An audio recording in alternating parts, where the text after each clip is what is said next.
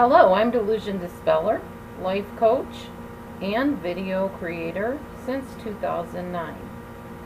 This video is a continuation of our series on a narcissist uses defenses. This particular situation that I'll be discussing today, I entitled Me and Me Alone. The defense mechanism used here, I'm not sure I can really give a name for, but it's basically saying that the narcissist wants you all to themselves, you as the victim. So let's talk about this.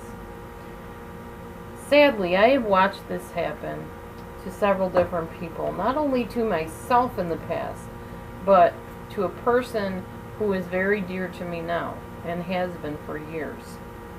In this case, this person that I'm referring to, her partner so shaped her into his version of what he decided she should be, that she's now unable to enjoy many of the things that made her her. Her hobbies, her interests, her talents, everything has been shelved to the point where she doesn't even really know if she has an interest, and if she does have an interest, she's not sure how to go about getting involved in these things that she used to be very involved in. She's not able to enjoy herself anymore. She's become exactly the puppet that the narcissist person in her life decided she should be. She was very well known for these talents and these creative mannerisms about herself, but unfortunately now that doesn't exist anymore. And this person even told me, I wouldn't even know where to start. I wouldn't know how to get back into those things that I loved. How sad. But this is indeed what a narcissist does to people. One of the many things they do. What happens in this case is that a narcissist's whole agenda is to keep the victim all to themselves, to extract narcissistic supply from them, so that if anybody or anything, any hobby, any interest, any person comes along and seems to be threatening the narcissist's me only way of having that victim in their lives, they will do everything they can to remove that person, that thing, that interest from that person. That's their prey, their victim. So they will either seek to isolate their victim from that thing they're interested in, from that person that's a friend, whatever, or they will utterly destroy it in their lives. This means that a narcissist will tell lies about you to your friends. They will refuse to allow you to have the car to get to those things that you're interested in, your club meetings, your group get-togethers. They won't let you have the car or have a way to get there. They'll use the last bus ticket for something that wasn't necessary. I've even known a person who needed a certain medical procedure where the narcissist kept telling this person they would take care of it for them, but every time that time would come along that the person had set an appointment for, the narcissist would take the money and go spend it on something insignificant instead of giving it to the person they promised it to. They are known for doing this kind of stuff. It's not surprising. It's not shocking. Don't be amazed or astonished when they do this. This is what they do. This could mean that the narcissist will tell lies about you to your friends.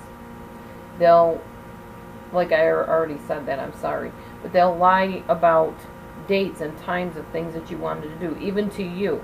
Like they know that there's a picnic coming up that you really want to go to. You're going to have your family there and your friends. They'll tell you it's on a certain day. Oh, I talked to your mom on the phone and she told me it's June 12th, when it actually was the weekend before that.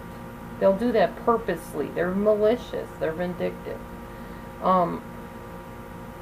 They will, if they don't get to you through this way by duping you and telling you the wrong dates or lying to your friends about you or your family members, then they will begin stalking you against yourself.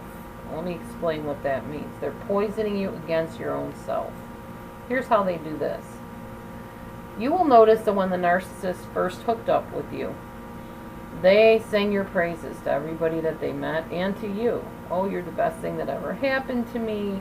Where were you all my life? You are wonderful. You're the most talented. You're the best friend I ever had. Whatever. They may even say things like, oh wow, your singing voice, you know, you should have your name up in lights. You just have the most gorgeous voice. I'm amazed. Are you sure you don't have a career in singing? Because if you don't, you really should. You should go on American Idol. You should go on America's Got Talent or some kind of talent show on TV and showcase your voice. Why are you hiding this? You know, stuff like that. And you should seek a record contract, in fact. I might be able to get you in touch with somebody that's in the record business, the recording business. So they'll tell you to do that. And if you draw really well, like you're artsy, they'll say, wow, you should go to school and, you know, really hone your gift. Become a professional artist. Become a graphic designer. Wow, look at those patterns you made. You could make some really nice clothes. You could even make clothes for the stars. I mean, you know, movie stars, television stars, whatever. But towards the end, you'll start noticing the narcissists say things like, if it's regarding your voice, oh my gosh, are you singing that again? I can't stand your voice. It's like nails on a chalkboard. Where on earth did you learn to sing? Who told you you could sing? Gosh, I'm just going to go buy some earplugs so I don't have to listen to it anymore. Or they'll say something like, if you're an artsy person, what on earth is that? Do you think I'm supposed to know what that is from looking at it? You call that a picture? What colors did you use there? That's horrid. Oh my gosh, is that supposed to be an abstract or a portrait? I mean, just really degrading, mean, tactless, vicious, nasty things they'll say about the thing they were just formerly singing your praises about. If you're into fabric designing and, you know, sewing, you expect me to wear that outfit? Whatever possessed you to get me that for my birthday? Why would you think I would like that style of pants? I would never wear those. You know, just mean people. If you stay with this treatment without proper care, without taking care of yourself, you're going to find yourself ripping up your own drawings and paintings, chopping up your patterns, giving up on what you love, and putting yourself down to boot. Oh my gosh, I really sang that off key. And you just get like, if you ever watch Sesame Street, the guy that plays the piano, I can't remember what his name is, but he'd be like, pound on the keys, bong, I'll never get it, I'll never get it, never, bong. You know, that's how you're going to be, and that's what the narcissist is going to do to you. If anybody can find a video of that, post that somewhere on my channel, because that'd be a riot. But that's literally what they do to you. They make you self-hate. They make you look at the talents and things that you love about yourself and other people love about you as being dumb, dirty, stupid, wrong, improper, immoral, whatever. They'll label it all different things to make you doubt yourself. So you're not going to want to sing anymore. You're definitely going to be turning down opportunities that you could otherwise, you know, perfect your skills and advance in your talents and stuff, and maybe even turn down something that could be a brand new career for you, simply because they have turned you against yourself. If there was a happy memory that you had with the narcissist, or even without them in general, the narcissist will begin associating that memory with something that went wrong or something similar that was bad, to the point where you're going to associate that memory even with something awful, so that you can't even enjoy that. In my case, it was the Bible. This person was the minister's daughter, and associated scripture with her bossing me around and telling me how to hear from the Holy Spirit, telling me how I needed to hear from God. So reading the Bible was not even pleasurable to me anymore. I put it down and I said, every time I pick it up, I hear her, and I hear that I'm doing it wrong, and I hear that I should be doing it this way or that way. That's what they do to you. Every time that you bring up something good in your life, they will tell you something bad about it, or why it won't work out, or how stupid you were to even think you could do that. They'll tell you, if you remind them of something that they partook in with you that was a happy time, that never happened. I can't believe you thought that. You're exaggerating. That's not how it happened at all. You're just dreaming. Or they'll say something like, you wish. Never. I would never do that with you. Anything to discredit you or destroy your joy. That's what they're all about. Continuing on. They will put down family members and friends that you're closest to, telling you all the bad things about them so that you cannot celebrate the good people that they are. They'll say, why would you want her for a friend? She's just ugly. Look at the way she does her hair. Look at how she said that or did this. Look who she hangs with.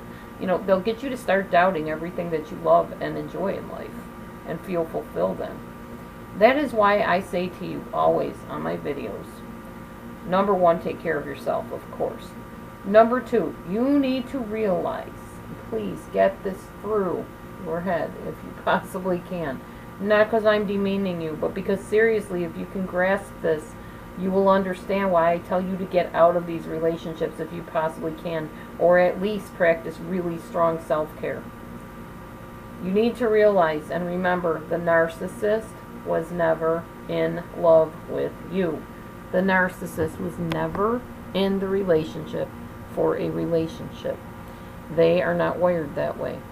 They did not come into a friendship with you, a love relationship with you, a partnership with you to actually have a partnership, to actually be in a marriage, to actually have a friendship, to actually work on these goals and hopes and dreams that they claim they're going to help you both realize and be partners in. They never had an intention of any of that. They were never in love with you. They never cared about you. It was never about you. They never had any intentions of a happily ever after. I'm sorry, that's just the truth. They're not wired that way. They weren't designed that way. Well, they may have been designed originally that way, but they were not brought up in a healthy way where they could develop themselves healthy and be in healthy relationships. They're only in the relationship to extract, to drain, to covet, to be envious of you, to abuse you, and then ultimately to leave you if that suits their plan better than staying with you. Now, will narcissists stay? Yes, they do. A lot of them are married. Why? Because their spouses are inverted narcissists or codependents or borderlines, people that depend on them and depend on external things to give them what they need internally. If you are the type of person that need to have attaboys from people and hugs and told that you're doing great jobs at your workplace, or you're a wonderful, beautiful person in your marriage all the time, you have to have this constant assurance, you are perfect prey to a narcissist. They love people like that. Not love, but you know what I mean. They prey upon and they derive their satisfaction on your needing them, your neediness. It was always about the control for the narcissist. And once they've fully lost that control or feel like they're going to, they will likely move on to the next victim. That happens to be my phone in the background. You being fulfilled is not on their radar. Just ignore that phone. I'm going to wait till it stops. Sorry. It's a long ringer. Okay. You being fulfilled is not on their radar. You both having a loving, committed, dedicated, goal-centered, fulfilling relationship, genuine relationship that will stand the test of time. Nope, not even a thought or a twinkle in the narcissist brain cells. Not even remotely. Please believe me, it's true. I know it seems unreal because you as a person that is probably an empath or has empathy, you're in relationships to relate. You're in relationships to form something and build a relationship. They are not. Hold on 1 second, please. Sorry about that. Narcissists, on the other hand, are envious. And they will stop at nothing to annihilate anything that gets in their way of completely owning you in a selfish way. They want what you have, but they know they can't get it because they never go about it the right way. They're always self-seeking. And they're doing it by destroying other people to lift themselves up. And that never gets you anywhere except with the wrong people. The narcissist sees you as a very shaky source of supply once you have learned that you do not need that external approval or allowance to live your own life or acceptance. Pardon me. So they are constantly worried that you, their main supply source, is about to disappear and they will need to start all over again in their efforts to find new prey. So they do their best to cripple and immobilize you within the relationship, so they don't have to try so hard next time. They don't have to go out and look for a new source and be phony and do what they do and put on their little mask. Why bother with that if you already have a ready-made supply? Again, the best idea with the narcissist, if you possibly can, is to safely leave them and move on without them, and practice good, healthy self-care and get the counseling you need to get back on your feet.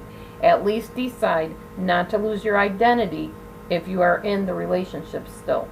Practice your self-care, be willing to end things as necessary, and at least talk to somebody about it. Don't keep it a secret. Don't try to do this all on your own.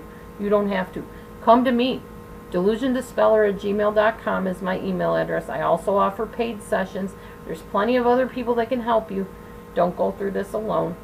I'm here for you. All right. On that note, stay tuned for the next video. Not exactly sure what I'll entitle it or what it'll be about, but I have some ideas. So, in order to not miss any of my videos, please do subscribe below, right there. Subscribe. Join me in my efforts to get this message out that you are not alone, you are not crazy, and there is hope. As always, thanks for watching. If you need me, DelusionDispeller@gmail.com. Subscribe to my channel.